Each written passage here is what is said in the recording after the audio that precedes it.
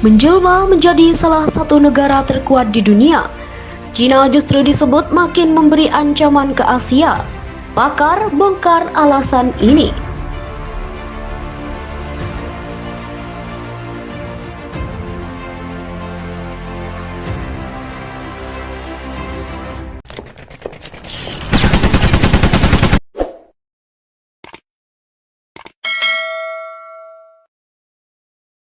Belakangan, militer Cina menjadi sorotan dunia karena rencananya untuk menginvasi Taiwan. Banyak media barat meliput ketegangan yang meningkat antara Amerika dan Cina atas Taiwan.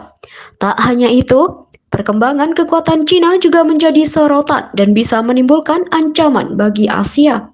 Ilmuwan politik Hoskin dalam sebuah komentar untuk surat kabar Slovodel menjelaskan mengapa media tertarik pada peristiwa di kawasan Indo-Pasifik.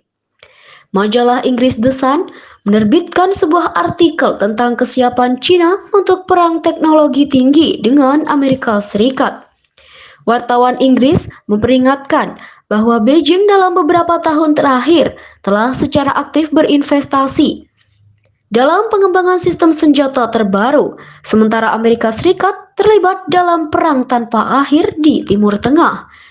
Cina telah mengembangkan rudal anti kapal supersonik yang mampu melaju 10 kali lebih cepat dari kecepatan suara di ujung orbitnya. Cina telah menciptakan pembom siluman baru, Xi'an H-20, yang dapat mencapai pangkalan Angkatan Laut Amerika Serikat di Pasifik.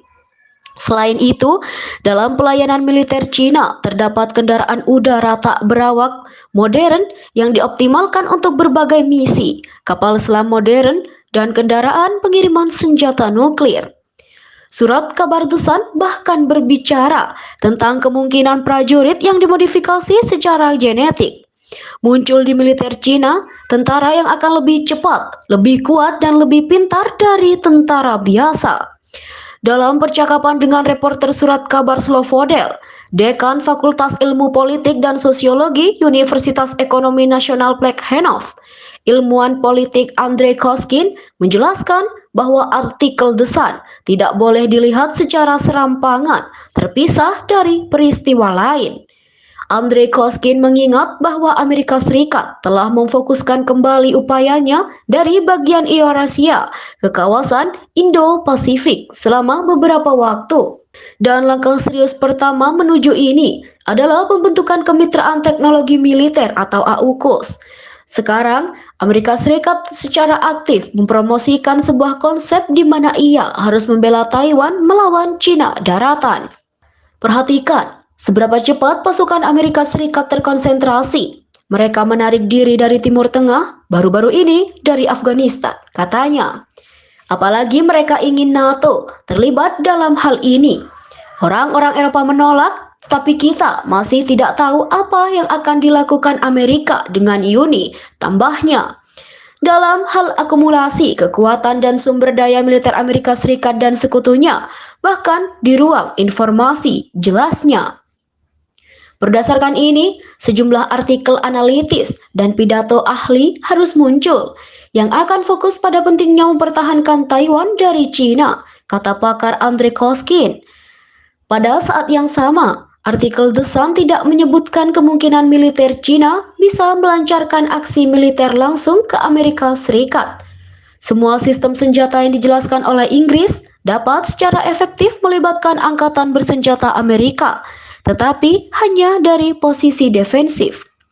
Andrei Koskin mengatakan bahwa situasi ini adalah karakteristik dari konfrontasi dalam aliansi yang ingin dibangun Amerika Serikat di kawasan Indo-Pasifik.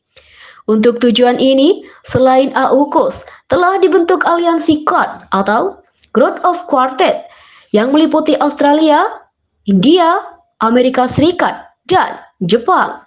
Ada juga ANZUS, Military Security Treaty Organization, yang resmi dibubarkan pada akhir 1980-an. Selain Australia dan Amerika Serikat, juga ada Selandia Baru. Kami berada di tahap awal penyebaran konflik, dan di mana Amerika Serikat melobi Australia untuk mendukung Taiwan, katanya. Namun mereka tidak secara langsung mengancam Cina. Dan Beijing merespons dengan cara yang sama seperti pantulan cermin, tambahnya. China mungkin siap untuk mengebom Australia, siap untuk menyelesaikan masalah dengan Taiwan saja, tetapi Beijing tidak siap untuk melawan Amerika Serikat secara langsung. Kemungkinan konfrontasi langsung tidak dikesampingkan, tetapi ini tidak akan seperti yang dihitung Amerika Serikat, jelas ilmuwan politik Rusia itu.